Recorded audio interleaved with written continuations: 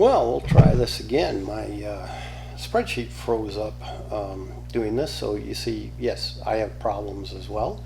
Okay, so we did the African American black community. Now we want to do the Hispanic group, and we'll see that this is pretty easy once I've set this one up, because I just need to add rows. You know, I have this nice picture, I've got all these good calculations, and so I don't want to lose all that. So I'm going to copy the whole sheet, say copy, and now I've already tried this stuff once, so I'm going to name it Hispanic Normal, so different than normal Hispanic. Move it to the end, okay, and so I say okay, and here we have it. Now the difference with the Hispanic group is there were 49 doctors who responded, not 33. So I need to fix my 33 here for my mean to be 49. I need to fix the standard error to reflect that as well, 49. And so I get a new mean, new standard error. And it was, I believe, 31 doctors out of 49 who responded saying they experienced some kind of bias, any bias. And so notice, well, that kind of screwed up my picture here a bit and so forth. It doesn't go to 49, it only goes to 33, and so I've got to fix that. I've got to add more rows. But again, I don't want to add them to the bottom, because this plot and the calculations and so forth, if I add them in the middle, these things get updated. Now, I did learn one thing. You got to be a little careful, okay, because this column, the p-value column, that went from the 0 to the 33. The alpha rejection region column went from 0 to 33. However, this column, the blue that got plotted, only went from this 0 row to the 22 row. And so if I come down here and insert rows, nothing gets updated up here, and I'll have to go in and work harder at updating everything. How do I know? Well, because I did that the first time. I entered stuff down here instead of up in here more, because it did matter. I need to be above this row when I insert. And so I'll do that. And again, you know, how did I know? Well, because I didn't do it the first time, and you know, it kind of made things hard, and I had to fix everything up. And so I need 16 more rows, because this needs to go to 49. So I'm going to click on this row and insert above it. And I could just do that 16 times, or I can come down here and highlight 16 rows. Now, I don't know if you can see it on the screen, but at the very bottom over here toward the left, it says 16 rows. So I know I've highlighted 16 rows. I'm going to insert rows above that, and there we go. And now what I need to do is start connecting everything. So this needs to come down, and if I go to here, yes, it's 49, so I filled that in. This stuff these are all formulas and all that, so I should be able to just you know, highlight over here. I'm not sure what's going to happen with the zeros, so we'll see. I think they might not do what I would hope, and they may go 1, 2, 3, 4, 5 and all that, but here I just need to fill in. Yeah, see, they started doing the 1, 2, 3, 4, 5. That's not what I wanted, right? So I could undo the whole thing or just go back here. 31, so for this region, my p-value region, I needed to start copying at 31, and well, let me undo it just so we can see. So if I only fill in this part, And I can do it that way or doing the double click. Okay, that all looks good. That all got filled in nicely. Here, I need 31s need to be this copying thing. So I'm going to grab hold down here at 39 and just drag that up to the 31 like that. And then highlight 2 of the zeros, or I could do a copy and paste, but there I have that. Now let's see how we're doing. Yeah, nice, huh? Yeah, see, it's updating everything. Now that's the wrong title. I'll have to fix that. I don't know yet whether I failed to reject a null hypothesis. I haven't looked at my p-value. So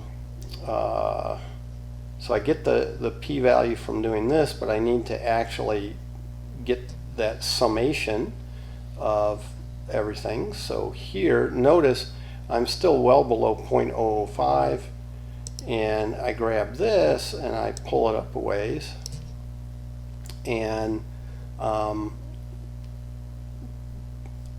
this is a toughie, right? So here's 0.05. Now here is my p-value. Okay, so this is my p-value, and so that's 0.322, because again it goes with this. You know, I could do something to highlight all that, like I could go here with the 31, I could highlight everything there and not use yellow, maybe use some other color like, I don't know, green or something like that. Ooh, that's kind of hard to see, but at any rate, that's you know, I can see my p-value is 0.33322. Now rejection region, what I need, now look at the height of this, I probably want a height of 120, not 140. So I'm going to type 120, oops, not 1220, 120 in here, and I'll just copy, and I need to paste that now definitely to there. Paste, yes, I want to paste over that stuff. Now here's the thing, and these need to definitely be zeros. Okay, here, notice this is 0.0522. Well, so technically that's bigger than 0.05, but it's really close, and I'm just trying to paint a nice picture. Okay, so my suggestion in a case like this is, you know, if this was 0.06, I'd probably still go down here to the 0.0278. Okay, but since it's 0.052, I'm going to go ahead and make this one a 120 as well for my rejection region up here. And so I come up here, I look and I see, oh, my p-value was from here over. Well, that's, yeah, way bigger. You know, again, I can see it here in numbers. It was 32%. Way bigger than 5%, and so yes, I'll fail to reject again, but notice these are all the same sort of thing. Here's the normal approximation, there's the p-value work and the alpha rejection region, all done simply by inserting some rows. I had to do a little bit of thinking, and I need to go back here and edit, and my title should be Hispanic doctors.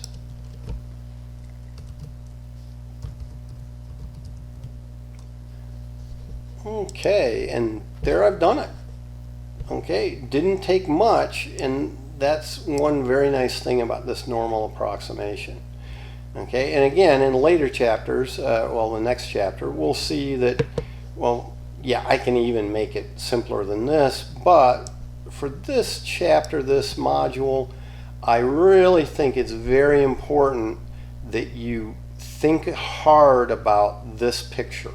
Okay, this is the type of thing that's going on. This is what a hypothesis test is doing. A hypothesis test is assuming some sampling distribution. Okay, and we got that here. We had a mean and a standard error. We got that sampling distribution. Then we can, from that, because of our data, our 31 respondents who indicated bias, we can calculate our p-value by getting this sum here of all these areas, all the areas in the red. Okay, get that proportion out of the whole, and we saw that that was close to 1/3, 0.322 there, 32%. And so we calculate that, we get that proportion. And then if that proportion is small enough, which this certainly isn't, if it's as small as 0.05, up here, right there, about 0.05, you know, if it had been from here, right there, over to the right, hey, yep, it would have been less than 0.05. But it was this big. We were looking for something out here in the fringe. We're always looking for something out here in the fringe in order to reject the null hypothesis. So here we failed to reject the null hypothesis.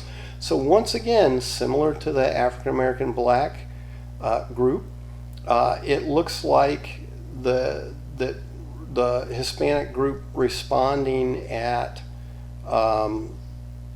63%, indicating some sort of bias.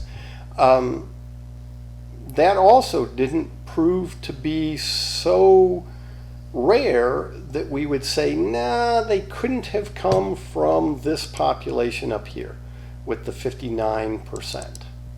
Okay, so, you know, it absolutely may be true that it's more like 63%, but we do not have the data to support that claim.